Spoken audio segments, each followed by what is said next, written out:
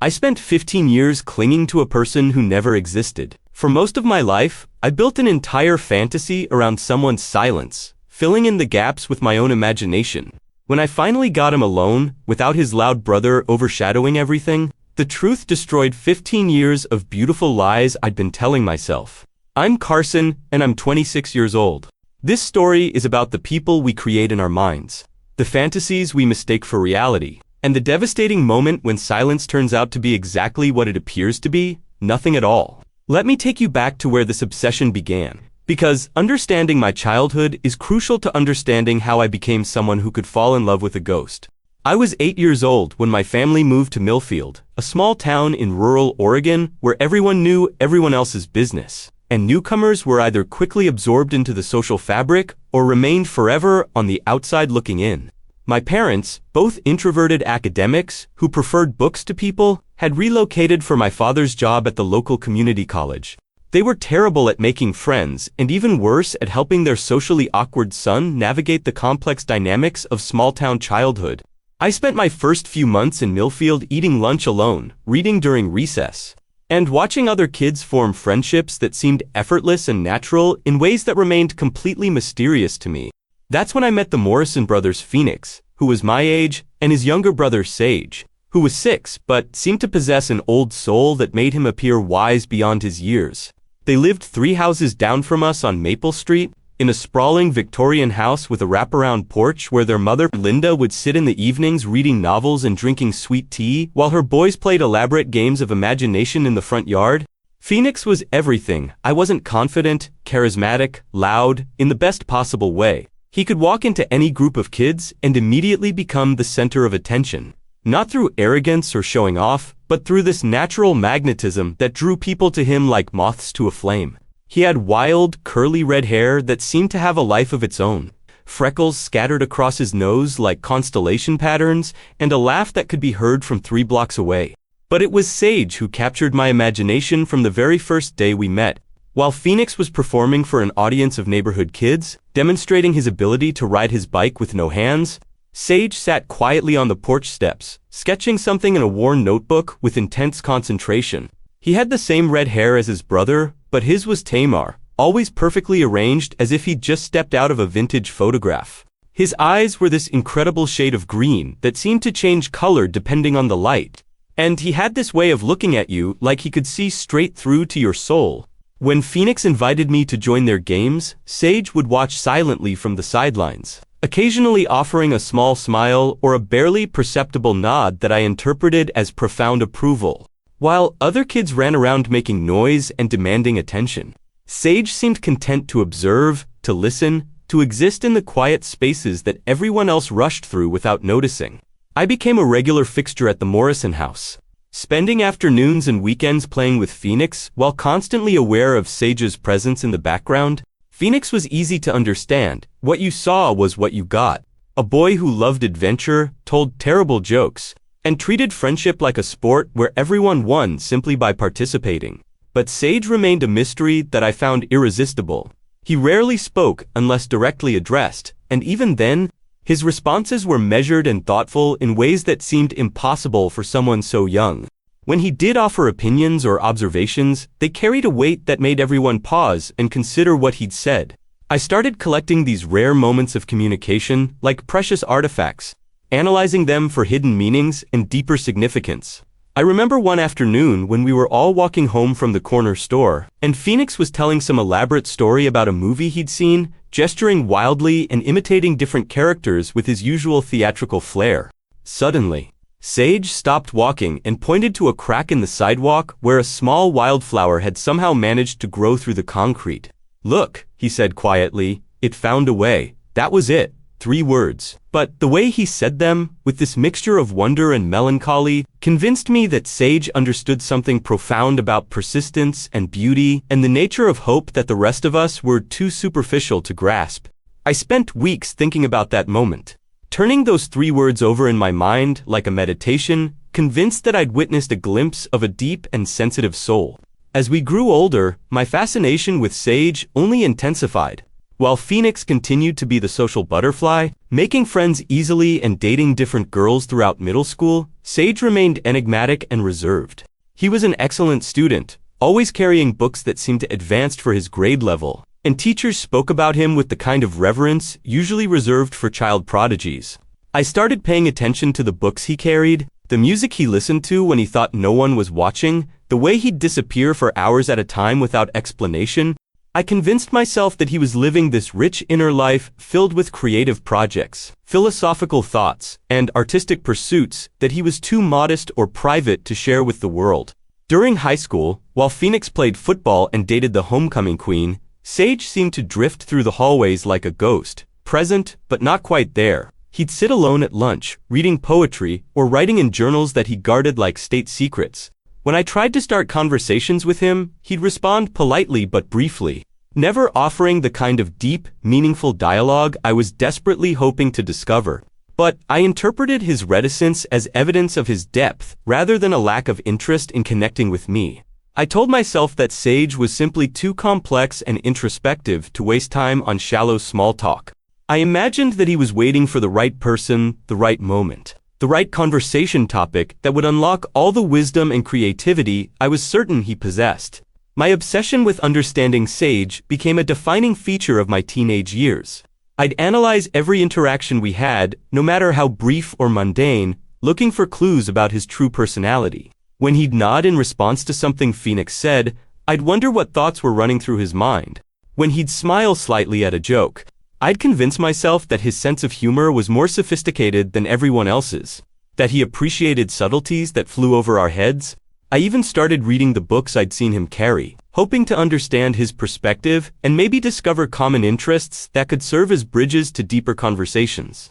I read Kerouac and Bukowski, Sylvia Plath and Virginia Woolf, convinced that these authors held keys to Sage's inner world.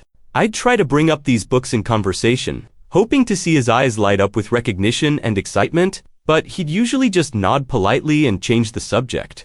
When we graduated high school, Phoenix got a scholarship to play football at Oregon State, while Sage enrolled at a small liberal arts college in Vermont that seemed perfectly suited to his mysterious, intellectual persona. I went to University of Oregon, close enough to visit Phoenix occasionally, but far enough to make regular contact with Sage nearly impossible. The distance only intensified my fascination. Without regular exposure to the reality of who Sage actually was, my imagination had free rein to create increasingly elaborate fantasies about his college experience. I pictured him studying philosophy or creative writing, having profound conversations with professors who recognized his unique brilliance, maybe even publishing poetry in literary magazines or working on a novel that would someday change the world. Social media became my window into his life, though Sage maintained only minimal online presence. His Instagram account contained carefully curated photos, artsy shots of shadows and landscapes, images of coffee cups and old books, pictures of snow-covered trees that seemed to capture some ineffable mood or emotion. Each post received dozens of likes and comments from people praising his aesthetic sense and artistic vision, which only confirmed my belief that others could see the depth and sensitivity I'd always recognized. I found myself checking his social media accounts obsessively, analyzing every photo and caption for hidden meanings. When he posted a picture of a handwritten journal page with illegible text, I spent hours trying to decipher what he'd written, convinced that it contained profound insights about life, love, or the human condition. When he shared a quote from Rilke about solitude and creativity, I interpreted it as evidence that he understood something fundamental about the artistic temperament that most people missed. Phoenix and I stayed in touch throughout college, and he'd occasionally mention Sage in passing that he was doing well in school, that he'd changed his major from English to philosophy, that he seemed happy but didn't communicate much with family. These brief updates only fueled my curiosity about what Sage was becoming during his years away from home. After college, Phoenix moved back to Oregon and got engaged to his high school girlfriend, Autumn, a sweet girl who'd always been part of our extended friend group. Their relationship was everything you'd expect from Phoenix, straightforward, happy, filled with laughter, and shared adventures. They were planning a big wedding with all their friends and family, followed by a honeymoon in Europe that Phoenix had been saving for since graduation. Sage, meanwhile, had remained in Vermont after college, working at a small independent bookstore, and living in what Phoenix described as some tiny apartment filled with books and weird art. He rarely visited home, and when he did, he seemed even more withdrawn and mysterious than before. I'd see him at family gatherings or town events, looking pale and thin, always carrying a book and finding excuses to step outside for air or disappear into quiet corners away from the crowd. The opportunity I'd been unconsciously waiting for finally presented itself when Phoenix and Autumn decided to spend their honeymoon traveling through Europe for 3 weeks. They asked me to house-sit for them while they were gone, and Phoenix mentioned that Sage would be visiting during the same time period, his first trip home in over 2 years. He's going through some kind of quarter-life crisis thing, Phoenix explained, while showing me how to work their coffee machine and thermostat. Quit his job at the bookstore, broke up with some girlfriend nobody knew he had, and decided he needs to find himself or whatever. Mom's worried about him, but you know how he is, doesn't really talk about personal stuff. The prospect of spending time alone with Sage, without Phoenix's overwhelming personality dominating every conversation, felt like destiny finally aligning in my favor. This would be my chance to discover the real person behind all the mystery and silence. To finally have the deep, meaningful conversations I'd been imagining for years. I prepared for Sage's visit like I was preparing for the most important job interview of my life. I researched current events, read recent articles about philosophy and literature, and even watched several foreign films that seemed like the kind of art he might appreciate. I planned conversation topics that would demonstrate my intellectual depth while giving him opportunities to share his thoughts and perspectives. When Sage arrived at his childhood home, I was shocked by how much he'd changed. He was thinner than I remembered, with dark circles under his eyes and a generally unkempt appearance that suggested he wasn't taking great care of himself. His famous red hair had grown long and looked like it hadn't been cut in months. He was wearing clothes that seemed expensive but wrinkled, as if he'd been living out of a suitcase for weeks. "Hey Carson," he said when I answered the door, his voice flat and tired. "Phoenix around?" "Actually, he and Autumn left for their honeymoon this morning," I explained, trying to keep the excitement out of my voice. "I'm house-sitting while they're gone, but come in. I was just making coffee." For the first time in 15 years, Sage and I were alone together without Phoenix, serving as a buffer or conversation facilitator. This was the moment I'd been unconsciously waiting for since childhood. The chance to finally connect with the person I'd been fascinated by for more than half my life. But as we sat in Phoenix's living room, drinking coffee and attempting to make conversation, I began to notice things that didn't align with the image I'd constructed in my mind. Sage seemed bored and restless, checking his phone constantly and giving distracted, monosyllabic responses to my carefully planned conversation starters. When I brought up a recent article about emerging philosophers that I thought might interest him, he shrugged and said, "I don't really keep up with that stuff anymore." When I mentioned a film festival that was happening in Portland, thinking he might want to attend, he replied, "Movies are kind of a waste of time, don't you think?" I kept trying different approaches, hoping to find the topic that would unlock his hidden depths and allow his true personality to emerge. I asked about his time in Vermont, his plans for the future, his thoughts on returning home after being away for so long. But every question seemed to hit a wall of indifference or mild irritation. "So, what are you planning to do now that you're back?" I asked, genuinely curious about his life direction. "I don't know," he said, staring out the window with an expression of profound boredom. "Maybe move back in with my parents for a while, figure things out." The conversation continued in this stilted, uncomfortable way for several hours. I kept waiting for Sage to warm up, to reveal the intellectual curiosity and creative passion I was certain existed beneath his reserved exterior. But instead of depth, I found only a kind of vacant restlessness that seemed at odds with everything I'd believed about him. As the days passed and Sage continued staying at his parents' house, I found myself spending more time with him out of habit and proximity rather than the electric anticipation I'd felt initially. We'd take walks around the neighborhood, sit on the porch reading, or grab coffee at the local cafe, but our interactions remained surface level and awkward. I started noticing things about Sage that I'd never paid attention to before, probably because I'd been too busy projecting my own fantasies onto his silence. He made casual comments that revealed a kind of thoughtless cruelty, mocking the appearance of people we passed on the street, making dismissive remarks about former classmates who'd stayed in town, expressing contempt for his parents' simple lifestyle and values. "God, this place is so depressing," he said one afternoon, as we walked past the elementary school where we'd first met. How do people live here their whole lives without going insane? It's like they've all given up on actually experiencing anything meaningful. His words stung because they included an implicit criticism of everyone who'd chosen to build lives in our hometown, including my own parents and many people I cared about. But more disturbing was the casual cruelty in his tone, as if he genuinely believed that his dissatisfaction with spectacle town life made him superior to everyone who found happiness and meaning in simpler circumstances. I tried to defend our hometown and the people who lived there, pointing out the genuine community connections and authentic relationships that existed in places like Millfield.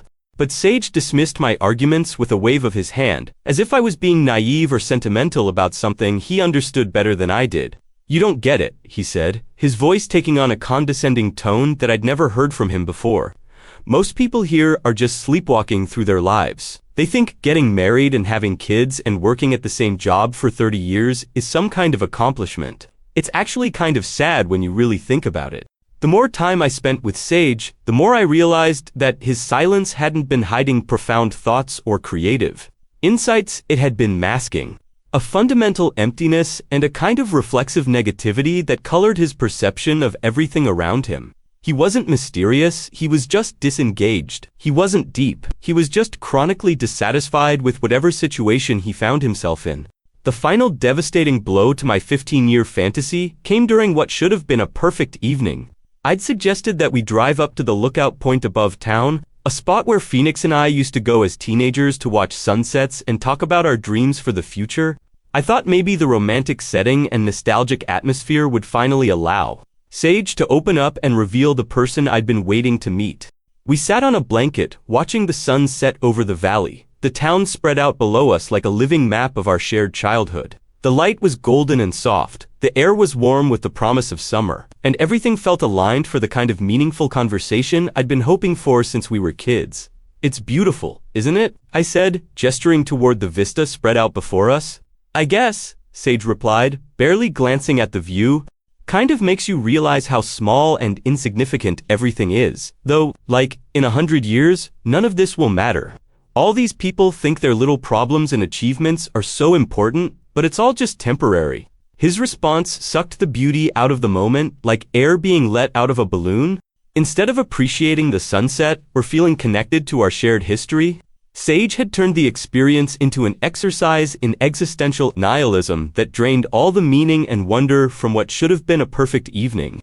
I tried to salvage the conversation by asking him about his own plans and dreams, hoping that talking about his future might reveal some passion or enthusiasm that would remind me why I'd been fascinated by him for so long. "What do you want to do with your life?" I asked. "What makes you excited about the future?" "Nothing, really," he said, picking at the grass beneath our blanket. "I used to think I wanted to write, but that's probably just another delusion.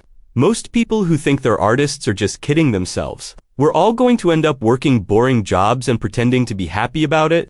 In that moment, sitting on the hillside, watching the sun disappear behind the mountains, I finally understood the truth I'd been avoiding for 15 years. Sage wasn't mysterious or deep or creatively gifted. He wasn't hiding a beautiful soul beneath a reserved exterior. He was exactly what he appeared to be, a person who'd never developed a genuine personality or found anything in life that sparked his interest or passion. All the silence I'd interpreted as thoughtfulness was actually just emptiness. All the reserve I'd seen as evidence of complexity was really just disengagement. All the mystery I'd found so compelling was nothing more than the absence of any real substance or character. I'd spent 15 years falling in love with a fantasy, projecting my own dreams and desires onto someone who was essentially a blank slate. The person I'd been waiting to meet didn't exist and never had existed. Sage was just Phoenix's quiet brother, a person who'd grown up in the shadow of someone more charismatic and had never bothered to develop his own identity or interests. The drive home was silent, but not the comfortable, meaningful silence I'd once found so appealing. This was awkward and empty, filled with my growing realization that I'd wasted years of emotional energy on someone who wasn't worth the fantasy I'd built around him. When I dropped Sage off at his parents' house, he mumbled a distracted thank you and disappeared inside without looking back. I spent the rest of Phoenix and Autumn's honeymoon period processing the devastation of my shattered illusions. Everything I'd believed about Sage had been wrong, but more painfully. Everything I'd believed about my own ability to understand people and situations had been called into question. How could I have been so completely wrong about someone I'd known for most of my life? The answer was humbling and uncomfortable. I'd seen what I wanted to see rather than what was actually there. I'd been so invested in the idea of Sage as a deep creative, mysterious person that I'd ignored or rationalized away every piece of evidence that contradicted that image. I'd created a complete fiction and then fallen in love with my own creation. When Phoenix and Autumn returned from their honeymoon, glowing with happiness and full of stories about their European adventures, I felt like I was seeing them with new eyes. Phoenix's openness and authenticity, qualities I'd once taken for granted, now seemed precious and rare. He was exactly who he appeared to be, no hidden depths, no mysterious complexity. Just a genuinely good person who approached life with enthusiasm and treated others with kindness. "How was hanging out with Sage?" Phoenix asked while showing me photos from their trip. "Did you guys finally have some of those deep conversations you've always wanted to have with him?" "It was interesting," I said, not ready to explain the full scope of my disillusionment. "I think I understand him better now." "Good," Phoenix said, missing the irony in my response. "He's been going through a rough patch, but I think being home will help him figure things out. He just needs to find something he's passionate about." I didn't have the heart to tell Phoenix that. I'd spent a week looking for passion or depth in his brother and had found nothing but emptiness and negativity. Some truths are too painful to share, especially when they involve family members and 15 years of misplaced romantic idealization. Over the following months, as Sage continued living with his parents and showing no signs of finding direction or purpose, I gradually let go of the fantasy that had shaped so much of my emotional life. It was like grieving the death of someone who had never actually existed, mourning the loss of a relationship that had been entirely one-sided and imaginary. The experience taught me hard lessons about the difference between loving someone and loving the idea of someone. It showed me how dangerous it can be to fill in the gaps in another person's personality with your own projections and desires. Most importantly, it helped me understand that silence isn't always profound. Sometimes it's just silence. And mystery isn't always intriguing. Sometimes it's just absence. Today, when I think about those 15 years of fascination with Sage, I feel a mixture of embarrassment and sadness for my younger self, who was so desperate to find depth and meaning that he created it where none existed. But I also feel gratitude for the lesson, even though it came at the cost of a cherished illusion. I learned that real connection requires two people who are both present and engaged, both willing to share their authentic selves rather than hiding behind silence or projection. I learned that the most beautiful relationships are built on reality rather than fantasy, on who people actually are rather than who we imagine they could be. Some people are exactly what they appear to be, and sometimes that's perfectly enough. Phoenix taught me that authenticity and openness are gifts that should be treasured rather than taken for granted. Sage taught me that silence can be empty, mystery can be meaningless, and sometimes the fantasy is not more beautiful than the truth, it's just easier to control. I spent 15 years clinging to a person who never existed, but in letting go of that illusion, I finally learned to see and appreciate the people who actually do exist, in all their flawed, authentic, real humanity. And maybe that's the most valuable lesson of all.